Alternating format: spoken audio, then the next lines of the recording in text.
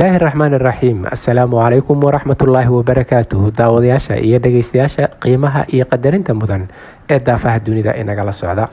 halkani waa Somali Voice in Norway ama codka Soomaaliyeed ee Norway waxaana idin soo gudbin doonaa barnaamijyo gaar ah oo ku saabsan bisha barakeysan ee Ramadaan haddaba haddaynu nahay bahda Somali Voice in Norway ama codka Soomaaliyeed ee Norway waxaan ummadda muslimiinta ah guud ahaan ugu hambaleynaynaa curashada bisha barakeysan ee Ramadaan waxaana Allah subhanahu wa ta'ala ka baryaynaa oo aan ka rajaynaynaa in uu ina waafajiyo khayrkeeda iyo xasanaadkeeda insha Allah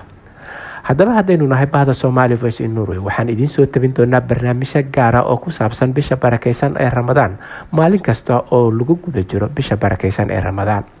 haddaba cinwaanka ugu horeeya maanta oo ay koob tahay bishii barakeysaneed ee Ramadaan waxa uu noqonayaa iyuu ku waajibaa soonka yaase laga doonin oo uusan waajib ku ahayn in uu soomo soonku waa waajib ku soo arooray kitaabka Qur'aanka Kariimka ah iyo sunnada suubanaheena nabigeena sallallahu alayhi wasallam iyo isku raaca ummadda muslimiinta ah culimadu waxa ay isku raacsan yihiin in soonka bisha barakeysan ee Ramadaan uu waajib ku yahay qof kasta oo muslim ah miir qaba qaangaar ah caafimaad qaba safarna aan ku jirin halka dumarka looga baahan yahay in ay daahirka yihiin dhiigga caadada iyo midka dhalmada sidaasi darteed soonku waajib kuma aha qofka gaalka ah qofka waalan ilmaha yar qofka buka qofka safarka ku jira dumarka caadada ama dhalmada dhiigeeda qaba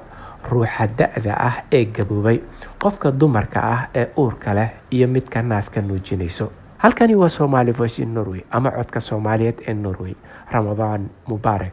Allahumma sallimna li Ramadaan wa sallim Ramadana lana وتسلمه منا متقبلا آمين waxaa idinla socodsiinaya anigoo ah Cabdullaahi Nuur Xasan Shiine